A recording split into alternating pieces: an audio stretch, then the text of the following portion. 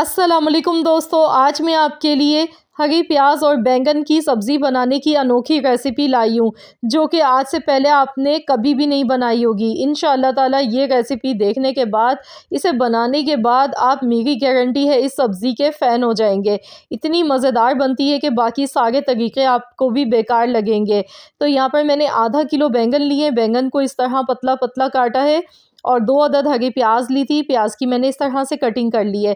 तो 1 प्याली भर के मेरे पास हरा प्याज है। अब हमने क्या करना है, यहाँ पर कलौंजी लेनी है 1/4 चम्मच, आधा चम्मच राई दाना, आधा चम्मच मेथी दाना, साथ में मैंने 1 टीस्पून सौंफ ली है, 1 टीस्पून मैंने ज़ीरा लिया है, काली मिर्च के दाने लिए हैं 10 से 12 अदद। ऑयल मैंने सरसों का तेल लिया है, इसे गरम करने के बाद ठंडा कर लिया था। तो अब इसमें 1 टेबलस्पून भर के पिसा हुआ लहसुन अदरक का पेस्ट और जो हरी प्याज का वाइट वाला हिस्सा होता है वो मैंने अलग से कटिंग कर ली थी, ये भी इसमें शामिल कर दिया। तो ये तड़का इतना फ्लेवर वाला बनेगा, इतना खुशबूदार बनता है कि बैंगन की सब्ज़ी, यकीन मानिए कि जिन घरों में बच्चे या बड़े शौक़ से नहीं खाते हैं ना, अब वो भी आपसे फ़रमाइश पर बनवाएंगे। बहुत ही खुशबूदार, जायकेदार ये सब्ज़ी बन के तैयार होती है। तो यहाँ पर हल्का सा इन सारी चीज़ों को फ्राई करने के बाद इसमें बैंगन शामिल कर देंगे। आधा किलो बैंगन मैंने लिए थे और मैंने इस तरीके से, देखिए, लंबाई में इन्हें बिल्कुल पतला पतला सा काट के लिया है। बहुत ज़्यादा मोटी इसकी कटिंग नहीं करनी है आपने। अब बैंगन को हमने अच्छी तरह से फ्राई करना है। तकरीबन आपने 4 से 5 मिनट तक हाई फ्लेम पर बैंगन को खूब अच्छी तरह से फ्राई करते जाना है।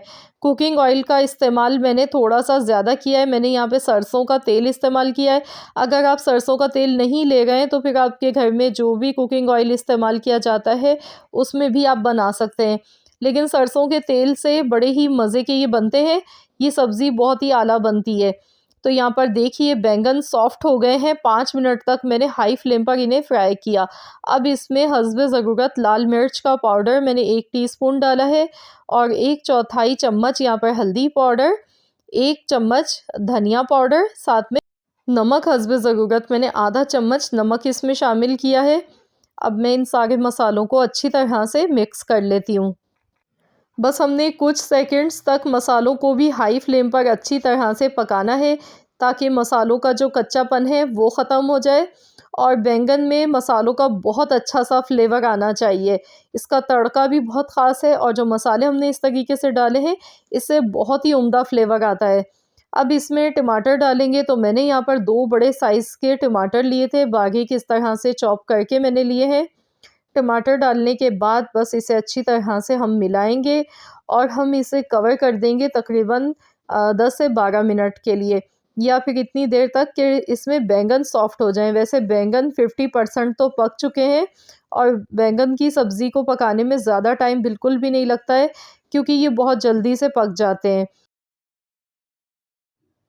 12 मिनट हो गए हैं, तो चलिए हम देख लेते हैं।